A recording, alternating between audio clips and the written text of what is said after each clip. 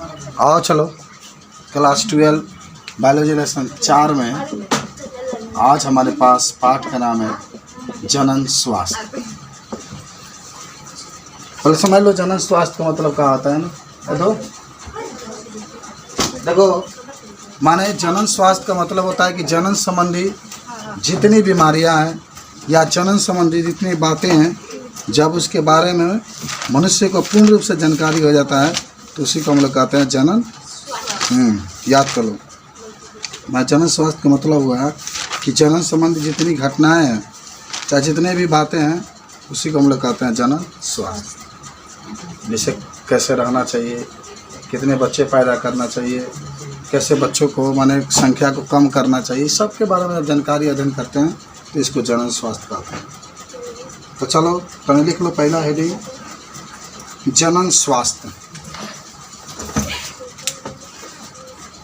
छोटा परिवार सीमित परिवार, जनन स्वास्थ्य इसको अंग्रेजी में हम लोग कहते हैं रिप्रोडक्टिव हेल्थ। रिप्रोडक्टिव हेल्थ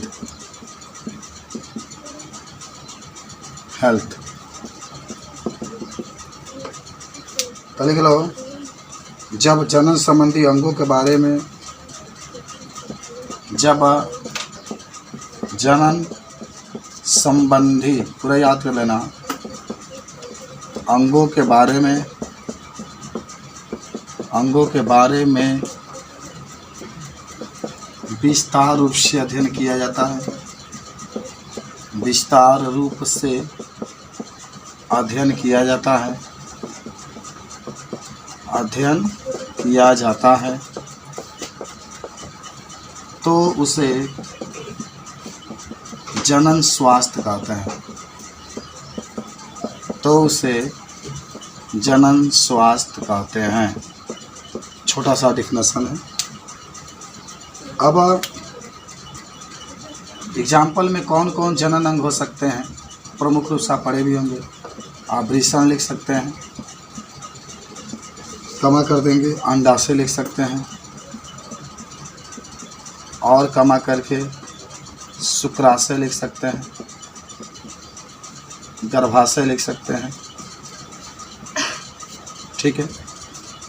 और छोटा सा डिफिनेशन है कि जब जनन संबंधी अंगों के बारे में विस्तार रूप से अध्ययन किया जाता है तो उसे जनन स्वास्थ्य कहते हैं। वृषण से संबंधित बातों का अध्ययन करें, अंडाशय से संबंधित बातों का अध्ययन करें, तो शुक्राशय वगैरह गर्भाशय वगैरह के बारे में जब अध्ययन किया जाता है तो इसी को हम लोग कहते हैं जनन स्वास्थ्य। याद हो गया? बहुत छोटा सा डिफिनेशन है, बस जनन संबंधी जो बीमारियां होती है उसके बारे में जब अध्ययन करते हैं तो उसी को हम लोग कहते हैं जनन स्वास्थ्य। जितने अंग होंगे जनन संबंधी में भाग लेते हैं, उन अंगों के बारे में जब अध्ययन करते हैं तो उसको हम लोग जनन स्वास्थ्य कहते हैं। छोटा सा उसका परिभाषा था, याद हो गया? बता दोगे? बोलो, कोई दिक्कत? याद हो गया? बता दो। जनन संबंधी जो अंग होता है उसके बारे में विस्तार रूप से अध्ययन करना जनन स्वास्थ्य कहलाता है। अच्छा चलो पहला डिफिनेशन जान गया। अब हमारे पास दूसरा एक चीज़ आता है स्वास्थ्य। स्वास्थ्य आई पहला डिफिनेशन शुरू हुआ है अभी, इसी को हम लोग कहते हैं हेल्थ। पहले देख लो बाबू, स्वास्थ्य किसे कहते हैं? अगर कोई आपसे पूछे तो हम लोग कहेंगे स्वास्थ्य के बारे में कि यदि हमारे जितने भी अंग हैं उसको कार्य करने में कोई कठिनाई नहीं होती है, चाहे वो हड्डी हो, चाहे वो मांसपेशियाँ हो, चाहे वो जितने भी अंग हैं, चाहे नेत्र हो, जब उसको कार्य करने में कोई कठिनाई नहीं होती है तो उसी को स्वास्थ्य कहते हैं। आइए सुन लो, खाली अंग ना, जो मस्तिष्क बा वो भी ताज़ा होना चाहिए। ये नहीं कि मानसिक रूप से संतुलन आपका बिगड़ रहा है, काम कर रहा है लेकिन लगातार गम में रह रहा है, दुख में रह रहा है, तभी आपका कहा जाएगा स्वास्थ्य सही नहीं।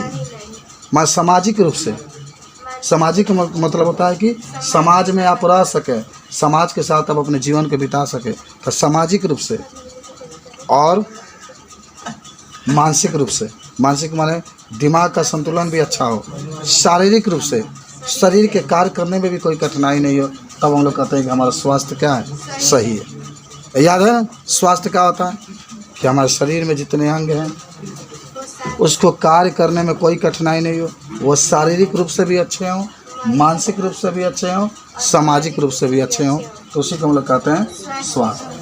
समाज के साथ कैसे रहना है, समाज के साथ हम अपने जीवन को बिताते हैं, अच्छे तरीके से रहते हैं, तभी हम लोग कहेंगे कि हमारा शरीर का स्वास्थ्य सही है। मानसिक रूप से, मानसिक का मतलब होता है कि जो मन हमारा है पवित्र है, मन में अच्छे निवास करता है, तभी हम लोग कहेंगे कि हमारा स्वास्थ्य सही है। और शारीरिक रूप से हमारे शरीर के जितने भी अंग हैं उसको कार्य करने में कठिनाई नहीं होती है, तभी हम कहते हैं कि हमारा स्वास्थ्य क्या है, सही है। तो याद हुआ ना सबको, मानसिक रूप से, सामाजिक रूप से, शारीरिक रूप से जब हमें कार्य करने में कोई कठिनाई नहीं होती है, तो इसी को क्या कहते हैं हम लोग, स्वास्थ्य कहते हैं। तब ये चीज़ के लिख लेते, लिख लो। जब किसी व्यक्ति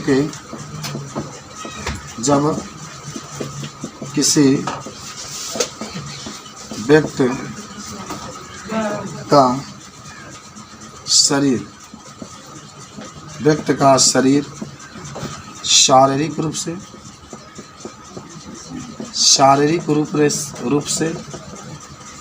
क्षमा कर दो, मानसिक रूप से, मानसिक रूप से, व्यवहारिक रूप से,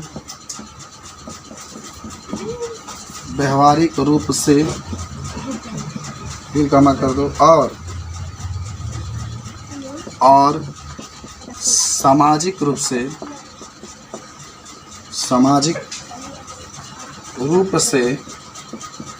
सही होता है, तो इसे स्वास्थ्य कहते हैं,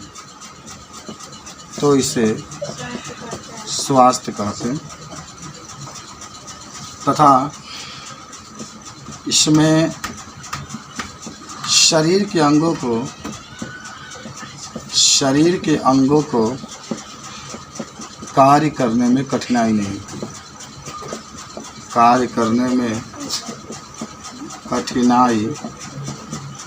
नहीं होती है। यही स्वास्थ्य है। देखो,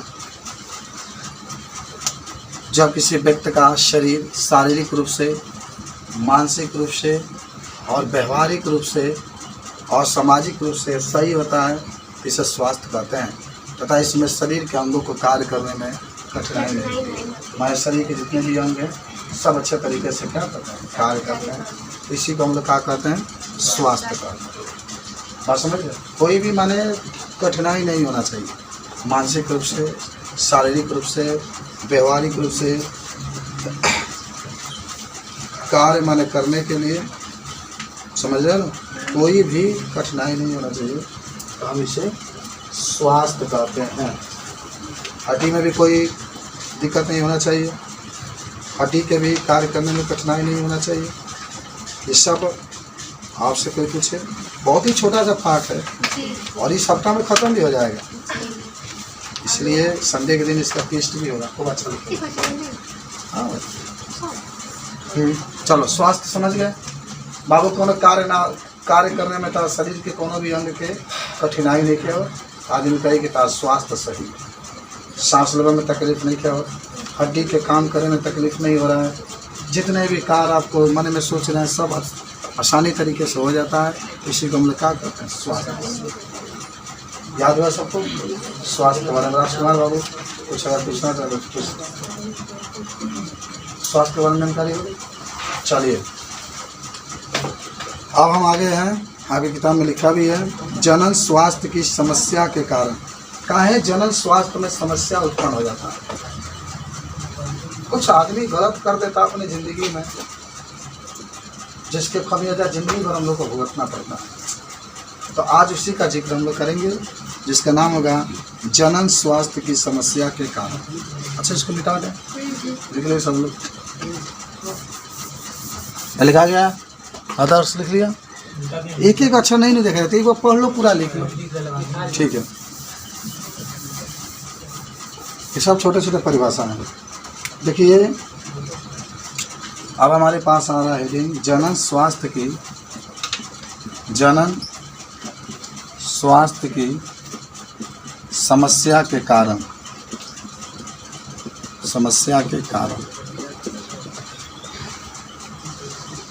आपको हम बता दें जनन संबंधी क्या क्या समस्याएं उत्पन्न होती है और इसके क्या कारण है, वह कौन कौन से कारण हैं जिससे हमें जनन स्वास्थ्य में समस्या उत्पन्न होती है।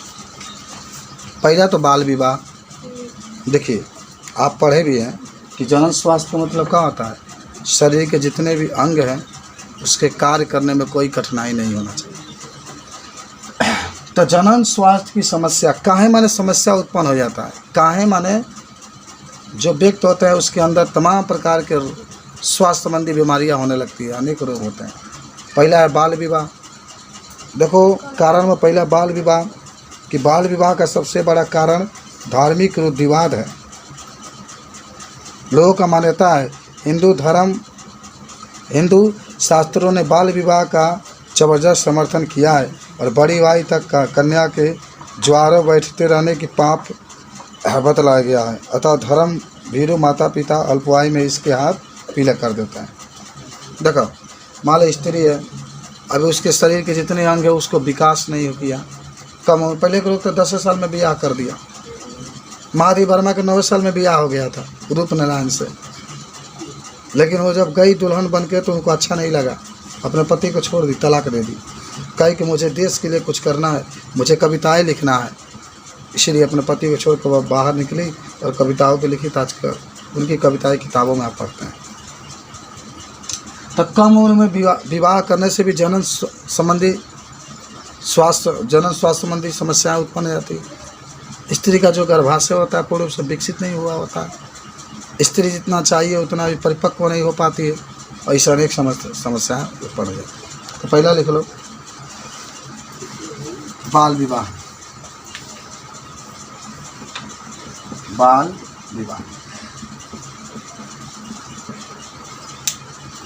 लिख लो कम उम्र में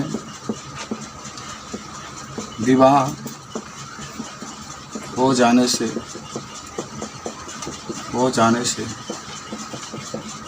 स्त्रियों में अनेक जनन संबंधी बीमारियां होती हैं।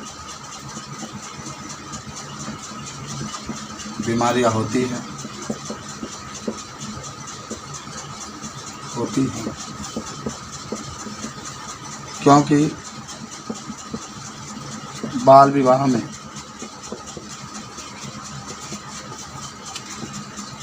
स्त्री का शरीर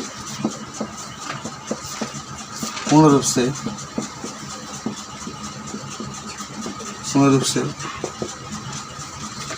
विकसित नहीं हुआ होता, पूर्ण रूप से विकसित नहीं हुआ। ये भी एक समस्या है। हालांकि अब खत्म हो चुका है, धीरे धीरे लोग अब जागरूक हो चुके हैं। अब कहाँ कोई बाल विवाह कर रहा है। और तो लड़की को मत 30 हो जाए, जब लड़की पापा से गए पापा हमें ये रंग कुआं रेखा हो तभी दुल्हा कमाने दिला वगैरह, आज उल्टा जमाना हो गया, समझ रहे हो। तो बाल विवाह से भी होता है, जनन संबंधी समस्याएं उत्पन्न हो जाती है।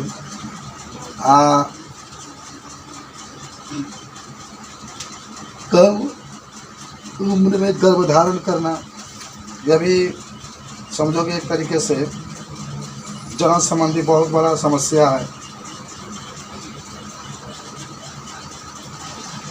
कम उम्र में गर्भधारण देखा गया है, बाल विवाह वाला बहुत सिंपल है। हो गया बाल विवाह हो रहा है, किसी का नहीं हो रहा है, सिस्टम में खत्म हो गया सब। अब लड़की पढ़ के अब मान लिया आपकी शादी होगा तो तुम BSc MSc PhD करके जब तक आप नौकरी ना प्राप्त कर ले तब तक शादी नहीं। भैया लड़की में जब तक डॉक्टर ना बन जाए, हमारे 10-15 लाख का सैलरी ना आने जाए महीना में, तब तक शादी नहीं। चलिए आइए दूसरा काम, कम उम्र में गर्भधारण करना। कम उम्र में गर्भ धारण करना। मान लो 18 साल से कम उम्र अगर है, 18 साल से कम उम्र है, स्त्री अगर गर्भ धारण कर ली तो बाबू आशीष बाबू, बच्चा के मरे के बहुत खतरा रहता है। मान लो तो बच्चा हो भी जाएगा ना तभी दिक्कत है, उसके अंदर दूधे का उत्पादन नहीं हो पाएगा, दूध की फैक्ट्री सीज हो जाएगी। जितना बच्चा को दूध चाहिए पहुँचते हैं। आखिर ये नहीं संबंधी बीमारी हुई तो छोड़ दें ना पढ़ाई बोला। हाँ ये लड़की है जो कभी नहीं हंसती है, अपना सीरियस मैटर में रहती है, सीरियस एकदम। अब वही तरक्की करता है जान जाना। अब मान लो कि 18 साल से कम उम्र बा, अगर उसकी शादी कर दी जाएगी तो गर्भ धारण तो करेगी। शादी में देरी वाली, गर्भ धारण करे में देरी नहीं के, ये बुझ जा। गर्भ धारण कर लेगी तो बच्चा को गर्भ में मरने की खतरा रहता है ना। वो गर्भ विकसित होगा तब ना, अभी इतना बड़ा बोलना ही बात हो, बच्चे में क्या रही आधा टोंगरी बहरी बात आधा वही में बात दिक्कत होता है। तो ये सब लिख लो। कम उम्र में विवाह होने से स्त्री को अनेक समस्या का सामना करना पड़ता है, सामना करना पड़ता है। स्त्री को गर्भ धारण करने पर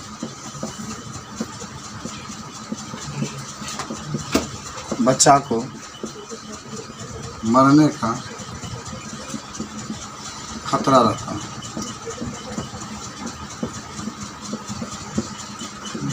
क्योंकि गर्भाशय पूर्ण रूप से विकसित नहीं होती, विकसित नहीं होती। यह संबंधी बीमारी है। तो गर्भ धारण की समस्या आती रहती है आपको। इस तरीके से आपसे पूछा जाए कोई बात तो बता सकते हैं। तो कम उम्र में तो विवाह ही बंद हो गया सब, बहुत कम।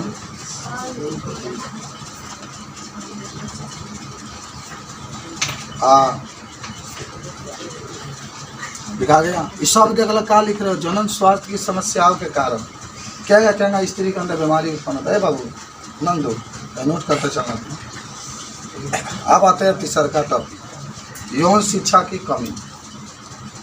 अब यौन शिक्षा की कमी का मतलब वही कहना लड़का होला, कहाँ होला, कौन कौन खतरा होता है, ये एजुकेशन में पढ़ाया ही नहीं जाता है, किताब में दिया ही नहीं जाता है। तो एक जानकारी न होने से भी जनन स्वास्थ्य में समस्या उत्पन्न होती है। यौन शिक्षा का मतलब जानते हैं ना, यौन संबंधी, जनन संबंधी हर एक बातों को बताई जाती है। इसके बारे में आदमी को जानकारी नहीं रहता है, तभी क्या होता है तो अनेक प्रकार की समस्या उत्पन्न होती है। तो लिख लेते इसको, मिटाएं इसको। ये भाई तने बढ़िया से पढ़ना। मार्च में देख रहे हैं कि पेपर में होने जा रहा है, तुम लोग की तैयारी करनी, घमासान तरीके से पढ़ना। यौन शिक्षा में कमी। यौन शिक्षा का मतलब यौन संबंधी जो बातें होती है वो जब बच्चों को नहीं बतलाई जाती है, जो स्त्रियां होती है चाहे जो बच्चे होते हैं उसको सही जानकारी नहीं दी जाती है, तब भी समस्या उत्पन्न होती है। आज आप एकदम जागरूक हो चुके हैं, जब पढ़ लिए हैं तो कोई शक है आपके मन में ना? एकदम सब कुछ आप जान चुके हैं कि कैसे रहना है, कैसे क्या करना है, कैसे जीना है, क्या बच्चा क्या गर्भ धारण होता है, कैसे नहीं होता, सब आप पढ़ चुके हैं। लिखो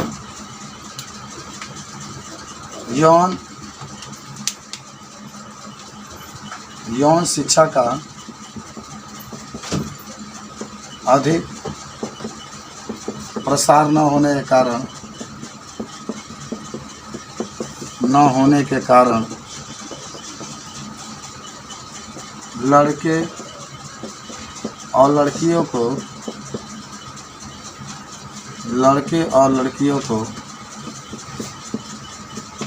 अच्छा जानकारी नहीं प्राप्त होता है, नहीं प्राप्त होता है, जिससे जनन स्वास्थ्य में समस्या उत्पन्न हो जाती है, समस्या उत्पन्न हो जाती है।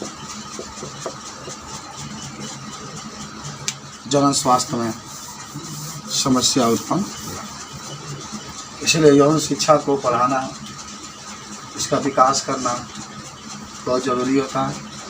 इसका विकास न होने से तमाम प्रकार की बीमारियाँ उत्पन्न हो जाती हैं। समझ रहे बात को? आगे बढ़ते हम लोग। यौन संबंधी रोगों का जानकारी ना होना, 4 नंबर में। यौन संबंधी रोगों का जानकारी ना होना,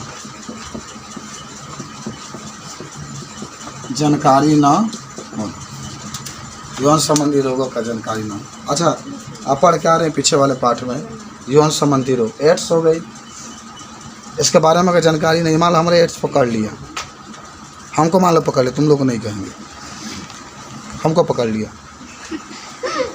तो हमको पकड़ लिया, अगर हम इसको बताएं नहीं लोगों से, तो हमारे संपर्क में जितने लोग आएंगे सबको पकड़ लेगा ना। तभी जनन स्वास्थ्य संबंधी समस्या उत्पन्न हो गई कि नहीं हो गई? गोनरिया हो गया। गोनरिया मैंने जानते हो ना, है तो दाना ही जो निकल जाता है, घाव खा पक हो जाता, पक जाता एकदम लीची खान, तो ये नुकसान बहुत पहुंचाता है। अगर ये बीमारी हमको हो गई, हम किसी को नहीं बताएं, तो हमारे संपर्क में आएंगे तो उनको भी ये रोग हो जाएगा ना। इस प्रकार बहुत लोगों को हो जाएगा। इसी को कहते हैं यौन संबंधी रोग, तो इसको जानकारी भी होना चाहिए। लिख लो कि जब जनन के समय या जनन के बाद जो रोग उत्पन्न होते हैं, उसी को लिख लो। जब जनन के समय या जनन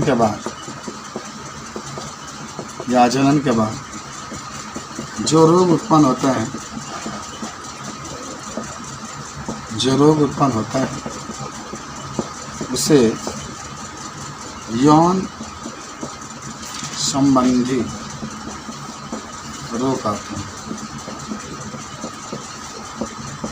यौन संबंधी रोग कहते हैं। इसके सही जानकारी न होने पर भी जनन स्वास्थ्य में समस्या उत्पन्न हो जाती है, समस्या उत्पन्न हो जाती है। यौन संबंधी रोग का जानकारी न होने पर भी ये समस्या उत्पन्न हो जाती है। कौन कौन जनन संबंधी रोग होते हैं, तो उदाहरण भी लिख लेना। एड्स लिख सकता है ना, खतरनाक बीमारी है, हैंगा नहीं हुई, तुमको हो गया है, चलो इसको लगाएं, किसी होटल में जाएं, का खाएं का पिए, एड्स। और एक और लिख सकते हैं गोनेरिया में घाव निकल जाएगा, पाकल गोनेरिया, तो ये घाव निकल जाएगी ना, बहुत बड़ा बहुत दिक्कत होता है।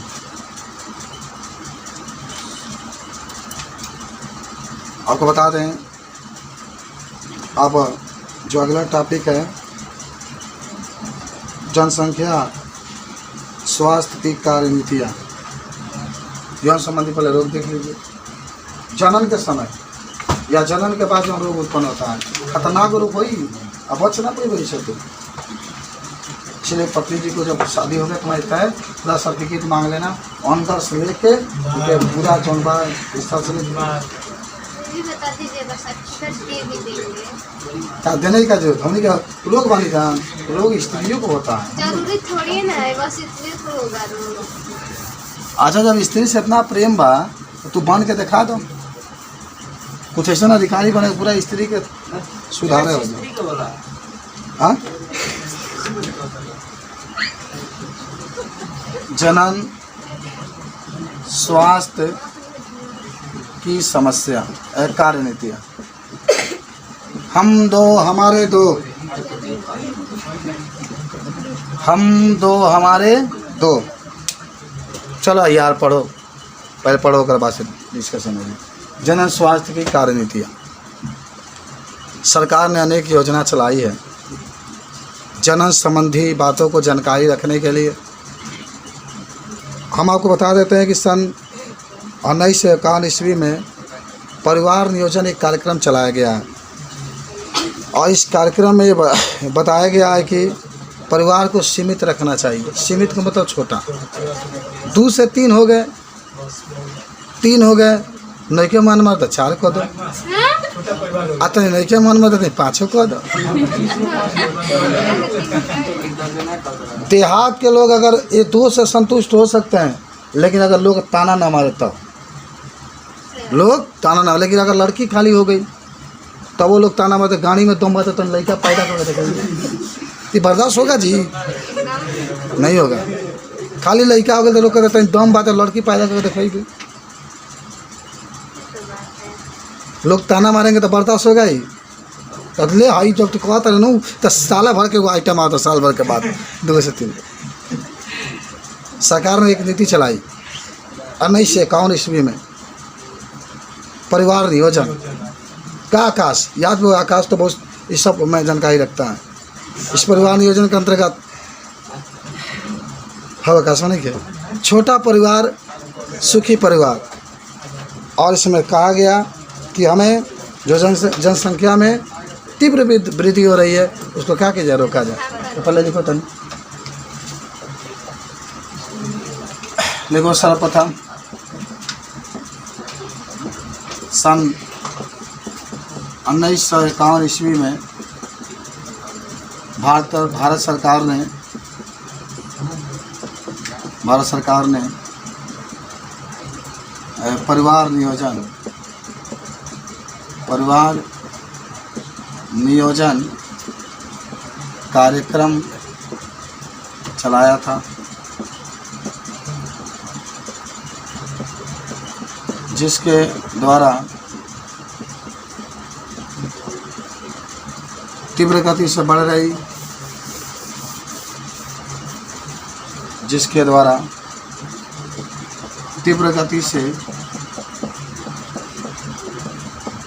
रही जनसंख्या को कम करना है। जनसंख्या को कम करना है तथा परिवार को छोटा रखना है। परिवार को छोटा रखना है तथा सुखी रखना है। छोटा परिवार रहेगा तो सुखी रहेगा। छोटा परिवार में सब बच्चों को आवश्यक पोषक तत्व भी मिल जाएगा। लेकिन सरकार बहुत बच्चों को दे रही है पोषक तत्वों के रूप में, रिफाइन दे रही है, दाल दे रही है, और देख भी रहे हैं उत्तर प्रदेश में तो सब बच्चों को मिल रहा है 3 से 6 वर्ष के बीच में, जो उसको 1-1 किलो दाल और आधा लीटर रिफाइन सरकार दे रही है। अब इसके बारे में जनन स्वास्थ्य कार्य नीतियों के बारे में अगर आपसे कोई पूछे तो शायद आपका कोई प्रॉब्लम नहीं हो। अब आइए एक और हेडिंग पढ़ लेते हैं आज का, जनसंख्या विस्फोट। जनसंख्या लिखा गया है जनसंख्या विस्फोट। हाई देखिए आप विस्फोट कहना होगा। शायद आप इस पाठ का पूरा टेस्ट भी दे चुके हैं, आप पूरा दे चुके हैं, सब लिख चुके हैं। वह नहीं था जनसंख्या विस्फोट ही थी। जनसंख्या बढ़ने के कारण भी आया था, जनसंख्या रोकने के उपाय भी आया था, गर्भपात भी आया था, सगर्भता भी आया था, कुलभेदन भी आया था, प्रकनारी शिशु भी आया था, सब इसमें पढ़ना है। नहीं आया था? नहीं अच्छा, नहीं। ना, इसमें पढ़ना है। आपको बता दें हम कि अगर आपसे कोई पूछे, नहीं पढ़ना है, इसमें नहीं पढ़ना। एकदम पढ़ना है। देखो लिखा होगा जनन स्वास्थ्य प्रौद्योगिकी।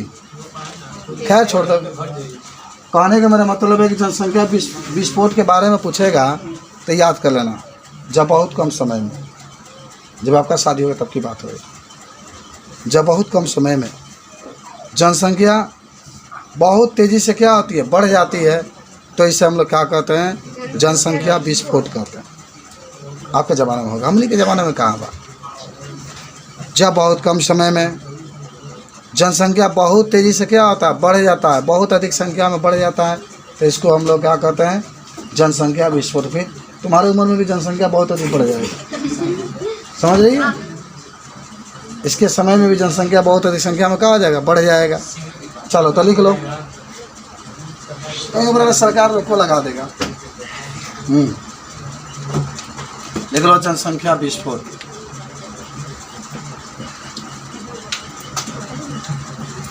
जनसंख्या विस्फोट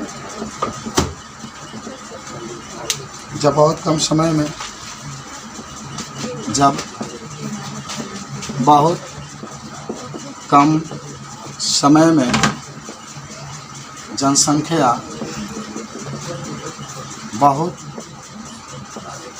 तीव्र गति से बढ़ जाता है,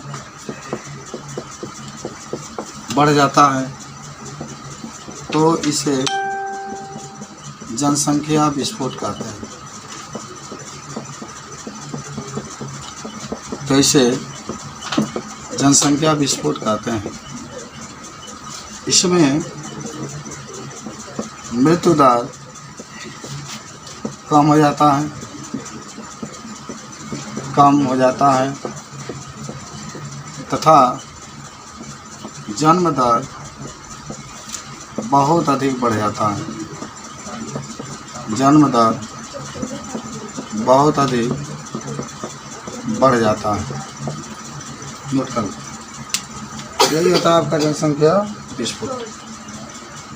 तो जनसंख्या विस्फोट जब बहुत कम समय में जनसंख्या बहुत अधिक क्या होता है, बढ़ जाता है, तो इसको जनसंख्या विस्फोट कहते हैं। ठीक है, लिख लो।